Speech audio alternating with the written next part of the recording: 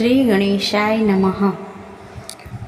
વ્યાસજી કહે છે, જ્યારે હાથમાં પાશ લઈને ક્યાંક જવા માટે તત્પર થઈને યમરાજને જોઈને તેના કાનમાં કહે છે, દૂત, તું ભગવાન મધુસૂદનના શરણે ગયેલા પ્રાણીઓને છોડી દેજે, કેમ કે મારી પ્રભુતા બીજા મનુષ્યો પર જ ચાલે છે, વૈષ્ણવો પર મારી પ્રભુતા નથી।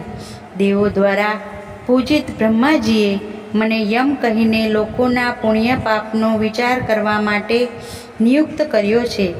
જેઓ વિષ્ણુ અને ગુરુથી વિમુખ છે, હું તે જ મનુષ્યોનું શાસન કરું છું। જેઓ શ્રી હરિના ચરણોમાં મસ્તક નમાવે છે, તેમને તો હું સ્વયં પ્રણામ કરું છું। ભગવત ભક્તોના ચિંતન અને સ્મરણમાં પોતાનું મન પરોવીને હું પણ ભગવાન વાસુદેવ પાસે પોતાની સુગતિ ઈચ્છું છું। હું મધુસૂદનના વશમાં છું, સ્વતંત્ર નથી।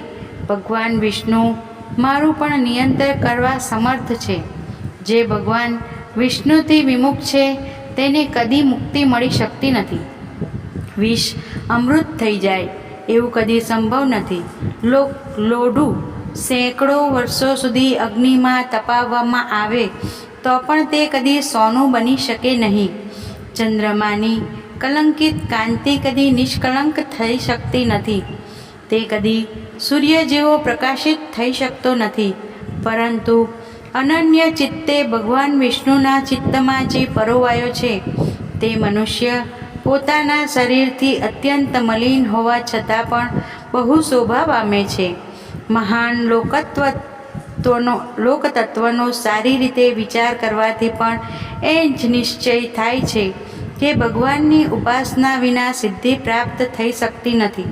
તેથી દેવગુરુ બૃહસ્પતિની ઉપર સુદૃઢ કૃપા કરનારા ભગવત ચરણોનું તમે મોક્ષની પ્રાપ્તિ માટે સ્મરણ કરતા રહો। જેઓ સેંકડો પુણ્યોના ફળ સ્વરૂપ આ સુંદર મનુષ્યનું શરીર પ્રાપ્ત કરીને પણ વ્યર્થ વિષયો સુખમાં રમણ કરે છે, મોક્ષ માર્ગનું અનુસરણ કરતા નથી। તેઓ જાણે રાખોડી માટે ઝડપથી ચંદનના લાકડાને બાળી રહ્યા છે। મોટા મોટા દેવેશ્વર હાથ જોડીને અધ ખોલ્યા કર કમળ કોષ દ્વારા જે ભગવાનના ચરણારવિંદને પ્રણામ કરે છે તથા જેમની ગતિ કદીએ ક્યાંય પણ અટકતી નથી, તે ભવજન્મ નાશક તથા બધાના અગ્રજ સનાતન પુરુષ ભગવાન વિષ્ણુને નમસ્કાર છે।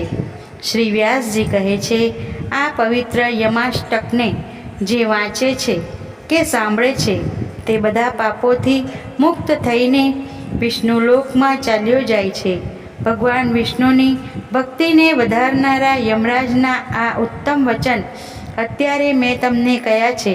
હવે ફરી તે જ પુરાણી કથાને અર્થાત ભૃગુ પૌત્ર માર્કંડેયજીએ પૂર્વકાળમાં જે કંઈ કર્યું હતું તે હવે હું તમને કહીશ।